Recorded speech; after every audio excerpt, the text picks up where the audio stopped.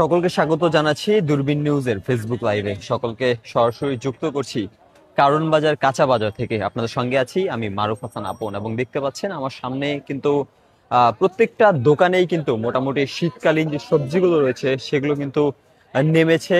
গত সপ্তাহ থেকেই কিন্তু আমরা শীতকালীন যে সবজি অর্থাৎ সিম, মূলা, তাছাড়া কিন্তু বরবটি, টমেটো, ফুলকপি, পাতাকপি এই ধরনের সবজিগুলো কিন্তু আমরা বাজারে গত সপ্তাহ থেকে দেখতে পাচ্ছি। তবে সবচেয়ে মূল বিষয় যেটি হচ্ছে সেটি গত সপ্তাহের তুলনায় কিন্তু নিয়ন্ত্রণহীনভাবে কিন্তু দাম বেড়ে চলেছে এইসব সবজির।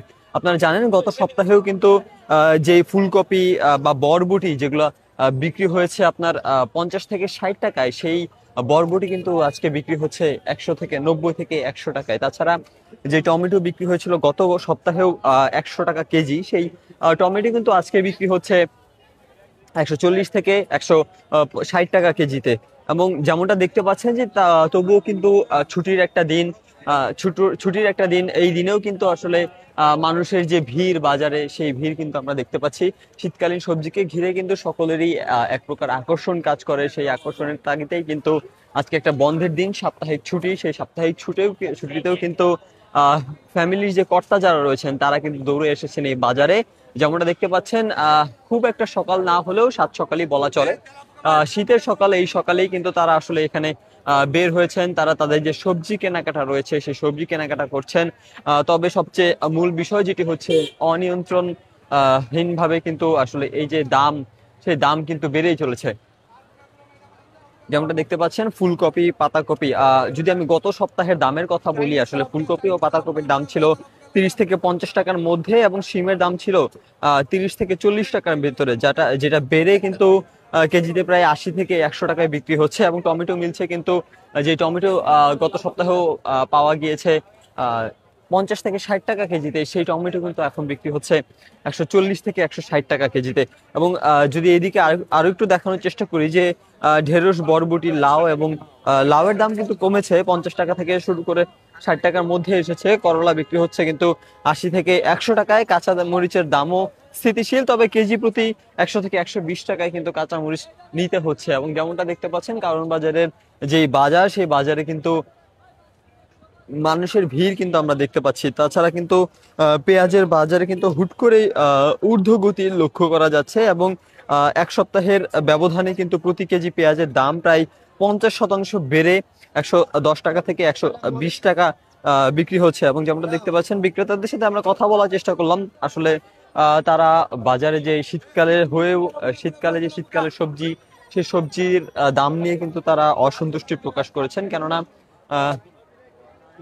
যেমন দেখতে পাচ্ছেন আমার সামনেই কিন্তু ফুলকপি রাখা আছে, এবং ফুলকপির দাম কিন্তু সচরাচর শীতকালীন যেহেতু সবজি, এই সবজির দাম কিন্তু সচরাচর 20 থেকে 30 টাকার মধ্যে পাওয়া যায়। সেই সবজিও কিন্তু আসলে এখন 40 থেকে 60 টাকার মধ্যে নিতে হচ্ছে ক্রেতাদের।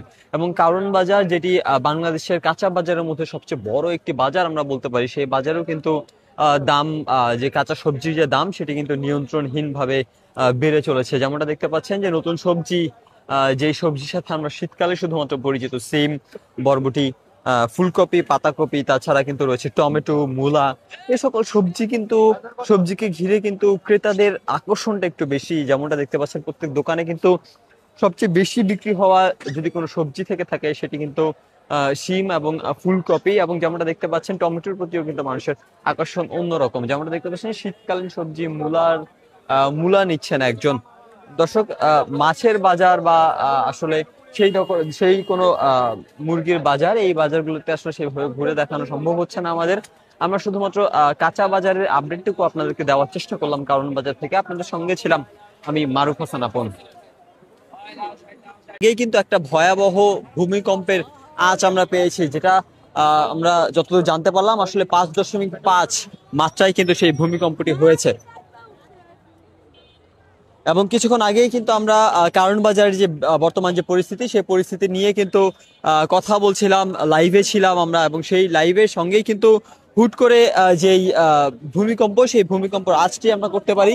আমরা অবস্থান করছিলাম সেই সময় ঠিক এই রাস্তাতেই, এবং এই যে ভূমিকম্পের যেই প্রবল যেই কম্পন, সেই কম্পনে কিন্তু পুরো কারণ বাজার মোড় সেটি কেঁপে ওঠে এবং এখানে যারা রয়েছেন, যারা ক্রেতা বিক্রেতা এমনকি যারা বাজার করতে এসেছেন, তারা কিন্তু সবাই আসলে এক প্রকার হই হুল্লোড় তুলকালাম কাণ্ডের মধ্যে পরিণত হয়ে যায়। এবং যেমনটা দেখতে পাচ্ছেন, এই ভবন থেকে কিন্তু যারা অফিস কর্মকর্তা যারা রয়েছেন, তারা কিন্তু দৌড়ে এখানে নিচে নেমে গিয়েছেন। এবং আসলে আজকের যে পরিস্থিতি, সেই পরিস্থিতিকে ঘিরে কিন্তু সকলের মধ্যেই এক প্রকার ভয়ভীতি কাজ করছেন। এবং যারা বড় বড় ভবন দালান থেকে যারা রয়েছেন, তারা কিন্তু আসলে সকলে নিচে নেমে গিয়েছেন। এবং যেমনটা তারা বলছেন যে আসলে যে কোনো সময় সেই যে ভূমিকম্প সেটি কিন্তু আবারও দেখা দিতে পারে। কেননা বৈজ্ঞানিক ভাষায় কিন্তু বলা আছে যে ভূমিকম্প একবার হলে সেটি শুধুমাত্র একটি সংকেত থাকে, পরবর্তীতে আরো এক থেকে দুইবার কিন্তু হবার একটা সম্ভাবনা থাকে। এবং সেই সম্ভাবনাকে ঘিরেই কিন্তু দর্শক সকলের মধ্যে এক প্রকার ভয়ভীতি কাজ করছে এবং সেই ভয়ভীতির জায়গা থেকেই কিন্তু সকলে আসলে দৌড়ে নিচে নেমে গিয়েছে।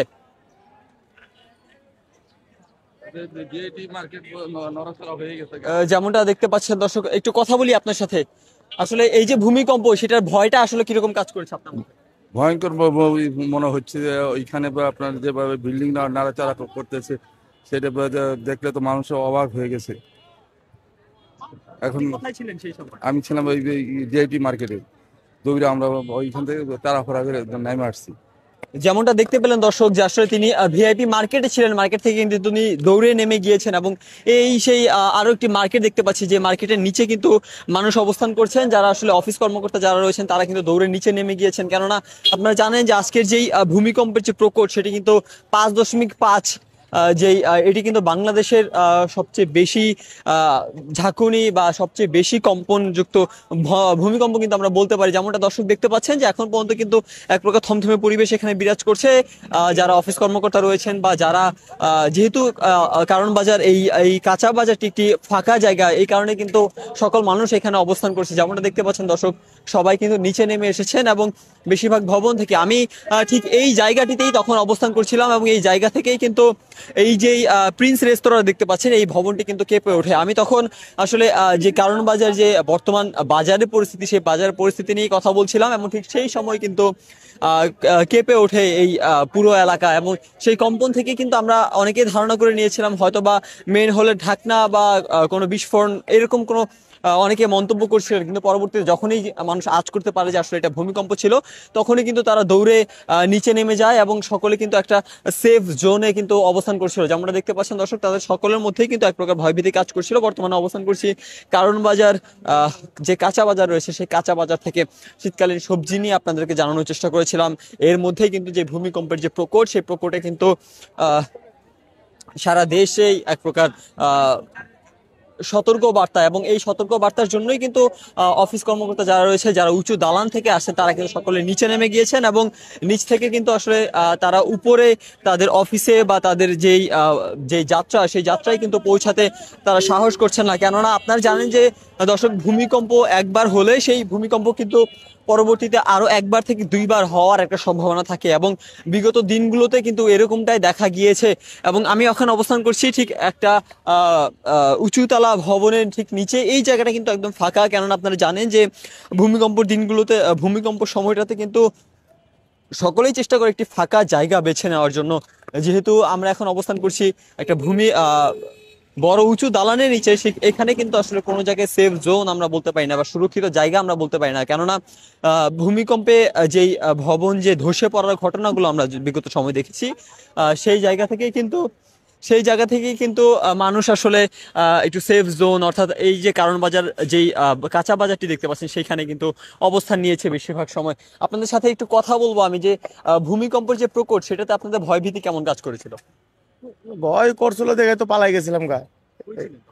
এই জায়গায় দাঁড়াইছিলাম, ভ্যান সহ মাটি সহ পুরোটাই কাঁপছে। তারপরে দেখতেছি না যে একটু বাড়তি হইতেছে, পরে শোন মসজিদের কাছে আয়া পড়ছি আমরা। এখন তো আপনারা তো জানেন যে ভূমিকম্প একবার হলে আরো একবার হওয়ার একটা সম্ভাবনা থাকে। না অবশ্যই আল্লাহ দিলে পারে, যে কোনো সময় হইতে পারে, এটা কোনো ইয়া নাই। কারণে কি ভিতরে যাচ্ছেন না? হ্যাঁ না, আমরা তো আসলে বাইরেই এখানে আমরা থাকি, ভিতরে তো আসলে শুক্রবার অফ ডে নাই তেমন কেউ মানুষ, ওখানে দাঁড়া রয়েছে আর কি। যেমনটা দর্শক আমরা আপনাদেরকে জানানোর চেষ্টা করলাম যে আসলে এই ভবনেই তারা ছিলেন, কিন্তু ভূমিকম্পের প্রকোপ যখন বেড়ে যায় তখন কিন্তু তারা দৌড়ে নিচে গিয়ে একটি ফাঁকা জায়গায় অবস্থান নেয়, এবং এরই মাধ্যমে কিন্তু আসলে যে ভূমিকম্পের যে প্রকোপ, যেই 5.5 কম্পন, সেই কম্পনে কিন্তু আসলে সারা দেশ কেঁপে যায় এবং সকলের মধ্যে এক প্রকার ভয়ভীতি কাজ করেছিলেন। আমরা অনেকের সাথে কথা বলার চেষ্টা করেছিলাম, দেখেছিলাম তখন যে আসলে যখন ভূমিকম্প হচ্ছিল তারা অনেকেই কিন্তু সেফ জোনে গিয়ে বা একটা স্বাভাবিক জায়গায় গিয়ে কিন্তু তারা তাদের ফ্যামিলি মেম্বারদের সাথে কথা বলছিলেন। অনেকের ফ্যামিলিকে কল করছিলেন যে যেন তারা এখন এই অবস্থায় এই সময়টাতে যেন বাসায় অবস্থান না করে, তারা যেন দৌড়ে নিচে নেমে যায়। এবং অনেকেই কিন্তু যেমনটা জানেন আপনারা যে আজকের এই ভূমিকম্পকে ঘিরে কিন্তু সকলের মধ্যে একটা ভয়ভীতি কাজ করছে, এবং সেই জায়গা থেকে কিন্তু নিজে এবং পরিবারকে সতর্ক করার জন্য সকলে কিন্তু সর্বোচ্চ চেষ্টা এখানে করেছে। যেমনটা দেখতে পাচ্ছেন দর্শক, যে বাজারটা আসলে এক প্রকার সবসময় শুক্রবারের একটা বাজার, আসলে শুক্রবারের বাজারে কিন্তু খুব ভিড় আমরা সচরাচর দেখে থাকি, খুব মানুষের কেনাকাটা একটা আমেজ আমরা দেখতে পাই। কিন্তু এখন কিন্তু কিছুক্ষণ আগে এই আমেজটা ছিল, কিন্তু যখনই দেখতে পেয়েছেন যে ভূমিকম্পের প্রকোপ যখন দেখা গিয়েছে তখনই কিন্তু এই বাজার থেকে অনেকে সরে গিয়ে গেছেন এখান থেকে, যেহেতু চারপাশে উঁচু দালান, এবং উঁচু দালান থেকে কিন্তু রক্ষা পেতে অনেকে এখান থেকে বাজার রেখেই চলে গিয়েছেন। এবং যেমনটা আপনারা জানেন যে আসলে যেভাবে সারা ঢাকা, আমি যে জায়গাতে অবস্থান করছি, কারণ বাজার যেভাবে কেঁপে উঠেছে, আসলে আমরা যখন অবস্থান করছিলাম রাস্তার উপরে, অনেকে ধারণা করেছিল আসলে হয়তো বা নিচের মেন হোল বিস্ফোরণের একটা ঘটনা এখানে ঘটতে পারে। সেই জায়গা থেকে কিন্তু কারণ বাজারে যেই ক্রেতা বিক্রেতা রয়েছেন তারা কিন্তু ছোটাছুটি করেন, কিন্তু পরবর্তীতে আমরা আসলে আঁচ করতে পারি এটা আসলে ভূমিকম্প ছিল।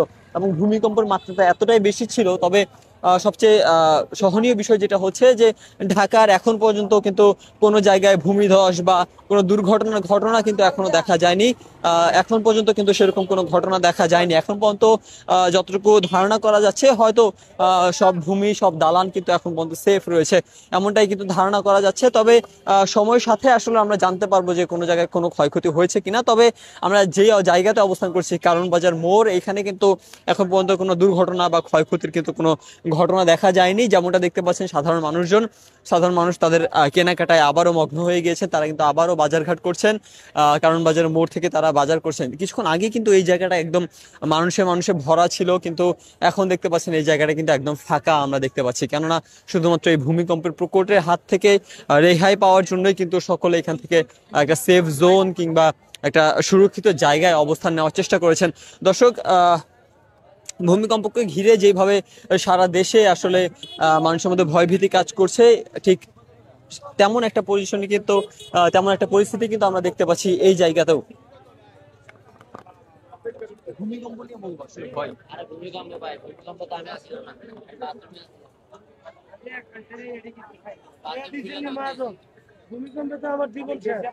একটু কথা বলি। অবস্থাটা কি ভূমিকম্প? ভূমিকম্প সময় কোথায় ছিলেন আপনি? আমি তো ভূমিকম্পের সময় এই জায়গায় ছিলাম।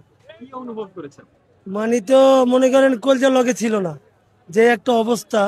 আল্লাহ সবার উপরে রহমত নাজিল করছে যে এই ভূমিকম্প আমার বাবার বয়স আমি আর দেই নাই। এরকম ভূমিকম্প এই প্রথম দেখলাম, আর নাহলে চোখের পলক হইয়া যায়।